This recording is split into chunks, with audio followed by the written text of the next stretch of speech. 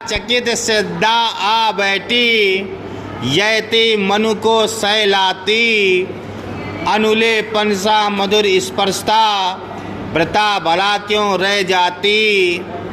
उस मूर्छित निर्वरता में कुछ हल्के से स्पंदन आए। आंखें खुली चार कोनों में, चार बिंदु आकर छाए। यहाँ पर आप जो है प्रसंग लिखेंगे कि मनु की हालत को देखकर श्रद्धा बहुत दुखी होती है और दुखी होकर के उसने स्नेहपूर्वक उसका स्पर्श किया। स्पर्श करने के बाद मनु की स्थिति में परिवर्तन हुआ, इसके बारे में बताया गया है। अब देखिए क्या है। ईड़ा चकित, जो ईड़ा थी वो चकित होती है। चकित मतलब आश्चर्यजनित में पड़ जाती है, अरे ये क्या है, ये क्या हो गया, मैंने तो ये नहीं सोचा था कि ऐसा हो सकता है। श्रद्धा आ बैठी, श्रद्धा आ करके बैठ जाती है। कहाँ? मनु के पास। भाई जिसका पति अगर मूर्छित हो, घायल अवस्था में हो, उसको कितना दुख होगा। सामने पड़ा तो क्या करेगी?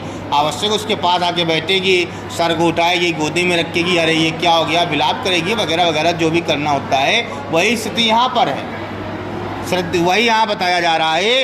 ईड़ा चकित श्रद्धा आ बैठी, श्रद्धा आकर के बैठ गई।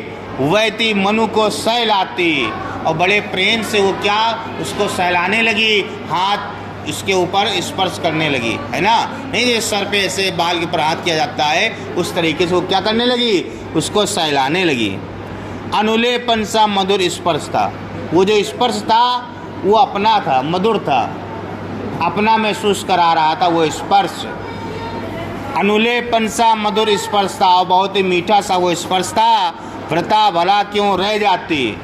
व्रता का मतलब है कष्ट, दुख, शोक। भला क्यों रह जाती, यानी जो कष्ट था मनु के शरीर पे, जब इतने प्रेम से किसी ने हाथ फेरा तो कष्ट उसके शरीर में कैसे रह सकता था, यानी वो थोड़ा सा कम हुआ।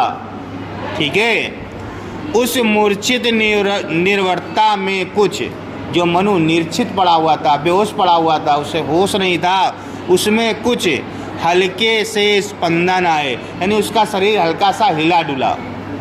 जब उन्होंने हाथ फेरा, हाथ फेरने में अपने पर सा एहसास हुआ, जो मूर्छित अवस्था में पड़ा हुआ जो मनु था, उसके शरीर में थोड़ी सी हलचल हुई, थोड़े से हाथ पैर उसके हिले।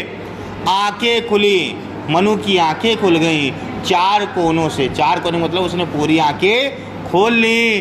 चार बिंदु आकर छाए, और आंखों से अश्रु रूपी कुछ बिंदु, चार बिंदु आकर छाए का मतलब ये है उसकी आंखों से चार अश्रु की बूंदें भी निकल गिरी या निकल पड़ी। तो चारों लाइनों का जो भावार्थ है जो आप लिखेंगे वो ये कि ईड़ा बहुत ही चकित होती है। वो क्या देखती है कि श्रद्धा आ करके मनु के पास बैठ जाती है, उसका सर अपने गोद में रख लेती है और उसको सहलाने लगती है। जो मनु होता है उसके शरीर पे वह श्रद्धा का स्पर्श अपनेपन का अभाव प्रस्तुत करता है, जिसके कारण जो उसके शारीरिक कष्ट था वो थोड़ा कम होता है। कष्ट कम होते ही मूर्छित अवस्था में पड़ा हुआ मनु को शरीर में हल्का सा जागरण आता है, चेतना आती है, उसका हाथ और पैर हिलते हैं और कुछ ही देर में उसे आंखें भी खोल देता है। और आंखें खुलते ही जब वह श्रद्धा को देखता है तो श्रद्धा को देख करके प्रेम के कारण या दुख के कारण